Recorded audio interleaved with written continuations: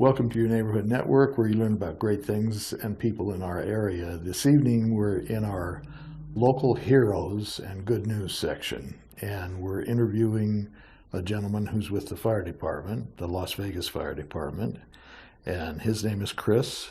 Chris, I would like you to tell our audience, first of all, your last name, because I don't want to mess it up. Okay.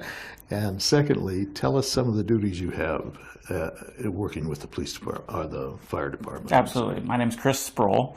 I've been in the fire service for 17 years. I started out my fire career in San Diego as a volunteer firefighter and became a captain out there, and then was fortunate enough to get hired by Las Vegas Fire and Rescue as a professional paid firefighter in 2000. I was a firefighter for several years at Station 1, one of the busiest fire stations in the country, and then I was injured in an ATV accident off duty. After the accident, I came back not as a firefighter, but as a dispatcher, where I was taking 911 calls and dispatching our fire department units to emergencies. And I did that for 2 years and had a great opportunity to explore a new endeavor with the fire service and really jumped into emergency management and homeland security. Right now, I run a program called the Metropolitan Medical Response System, which was developed after the Oklahoma City bombings and the Tokyo subway gas attacks quite a few number of years ago. And the goal of this program is to coordinate the response to mass casualty incidents. And the position has since evolved, and it's an all hazards response and management of incidents. So if you're talking about the Hurricane Katrina or 9/11, those are the incidents that my program steps in to help manage and respond to. So largely, I coordinate law enforcement, fire, the ambulance companies, public health, emergency management, homeland security in these coordinated responses. With all this experience and knowledge you've got, how come you look like you're 17? I started young and I have great genes. Oh, well, you must have good genes, because I mean, you make me look old. Thank you. So, tell us a little bit about how your injury. You told us about that. Tell us a little bit about your cycling. Well, after I got hurt, I was in California doing rehab. I'd broken my spine and became a paraplegic. And while I was in the rehab institution out there, an organization approached me called the Darrell Gwynn Foundation and presented me with a hand cycle. And it's a three-wheeled bike that's very low to the ground. And it was amazing to be able to have that piece of equipment so quickly after my injury. And for about 10 years after I had received it, I rode it occasionally, recreationally, 5 miles here, 5 miles there. It was good to get out on the road with my daughters, or just, create some new opportunities for me in terms of working out or getting exercise. And after 10 years, I had this bug in me that I wanted to do a marathon. And I had been thinking about it for years. I said, I want to do this, but I didn't quite know how to or how I would fare in the marathon. And I knew if I just signed up, the rest would take care of itself. I'd be extra motivated to do well, and so I signed up. Signed up for my first marathon in 2013, and that was 10 years after my accident, and it was the Long Beach Marathon in California. Oh. Well, a couple weeks before the marathon, I was riding around the Rose Bowl in California, which is where I grew up. I was at my parents' house, and someone stopped me while I was riding my hand cycle and said, "Do you know anybody that wants another hand cycle?" And I said, "What do you have?" And he said, "I got a faster one than you have." So I followed him to his house and was able to pick up another used hand cycle, which was significantly faster than mine, right there at a great price. And 2 weeks later, I raced the Long Beach Marathon, my first marathon, and I got third. Wow. And for the first time in 10 years, I felt like a competitive athlete again. I had grown up playing soccer. We had won a national championship in high school, and I was in the Olympic development program for soccer and played at San Diego State. So I've always grown up being an athlete, and transitioning into the fire department and being a firefighter seemed natural. As an athlete, it's an athletic profession. Absolutely. And after getting third in this first race, something clicked. It said the inner athlete in me was awakened, and I'm like, okay. Why didn't I get first? I want to keep doing this. Well, a year later, same race, I won it. Okay. Not bad. And so I'm hooked on hand cycling. I love it as a sport. I've always participated in team sports, But hand cycling is very much an individual sport in terms of motivating and the mind games of racing and the endurance of cycling. And I love it, but it's also allowed me the opportunity to travel the country and go to places that I wouldn't think I'd be going to. And it's brought me and my girls together as we do marathons. I'll do the marathon on Sunday and they'll do the 5Ks on Saturday, and we'll support each other. So it's been a great experience all the way around. Well, I'll tell you, it's that's an incredible story. Well, thank you. Oh, don't thank me. I had nothing to do with it. In fact, I think had that been me in your situation and after the injury, I think I would have kind of just slowed way down and just gave it. But instead of that, you shot forward. Well, you have the option to give up or keep fighting, and I'd never give up. I had a daughter who was 6 months old at the time when I got hurt.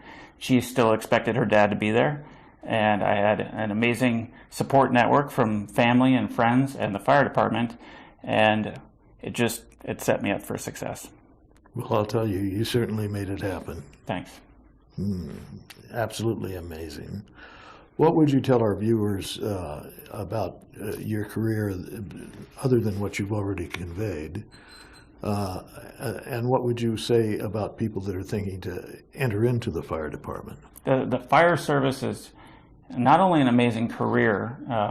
I was blessed to become a paid firefighter at 23 years old, and to look around and have such a great job at such a young age and really realize that I could stay here my entire life working for this department was a great feeling. The fire department is a family, and we talk about the brotherhood and sisterhood amongst us, and it's there every day. But when you have an incident or event that changes your life and you see everybody rally around you and come to support you, that word family takes on new meaning, because they're there standing by your parents and your siblings going through these events with you. And they've supported me both personally and professionally since day one. And I always encourage people to come and apply for the fire department. It's a challenging career. No day is the same. It's physically challenging. It's mentally challenging. It can be both physically and mentally exhausting on many days. I'll bet. But I look back and would not change a single thing about the path I chose in life and where I'm at right now. Well, I'll tell you, it sure is an incredible thing. And, you know, the people in the fire department, they literally get up and go to work every day with the potential of risking their life to save other people or in the service of the community. And unfortunately, we have a tendency as civilians to kind of take it for granted and not to put any major big emphasis on it. But I want to tell you, you're an incredible advertisement for the fire department, because anybody who could go through what you went through and come out this end where you're at now, that's incredible endurance and strength and just something to be admired. And I would say for all of our viewers that we all want to thank you so much, and the entire fire department. Well, yeah, it's not just me. I mean, I'm surrounded by amazing people who all have stories of overcoming obstacles and doing amazing things, and I still learn about them today. One of our top firefighters, athlete in the combat challenge, she's in Dubai right now competing in the world championships. Or you learn about a firefighter who has a degree in molecular biology, and it's a department with 600 people that each of them have these amazing stories. And when you sit down and talk to them, you're like, wow, these are the people that are serving the community. And these people are positive and they work hard. And when you can put a story to the face, or a face to the name, I think the community would be very pleased to see at the people who they have serving them. Well, I think it's got to be incredible from what you're conveying to the public right now. I mean, that story in itself is just amazing. There's millions of stories out there, so many. Well, I will tell you, we're going to make it a habit to once a month to interview one of you guys who your department considers the local hero, okay? And you are one of those. And we didn't select you because we didn't know anything about you. But had we known anything, we certainly would have been eager to select you. Well, I appreciate that. And for all our viewers out there, we want to thank you and all the rest of the fire department, really, all over the place, because they really do go out there and they risk their life to save us. In the way of property damage, in the way of physical harm, and just life in general. Well, I'm very proud to be a part of that team and surrounded by those people. Well, I'll tell you something. We want to extend our gratitude and the gratitude of all of our viewers, because you guys are just amazing.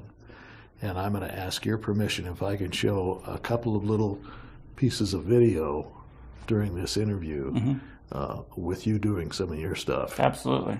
Okay. I thank you very much, Chris. It was a pleasure. Thank you. I really enjoyed it, and we would ask you if you could come back another time. Of course, anytime. Okay, that's terrific. Folks, for all you in the audience, I want to tell you something. This gentleman specifically is amazing, but the more we are getting involved with the fire department in general, we're finding out that it's an incredible place to be affiliated with. And the people there are, like Chris said, they're a family.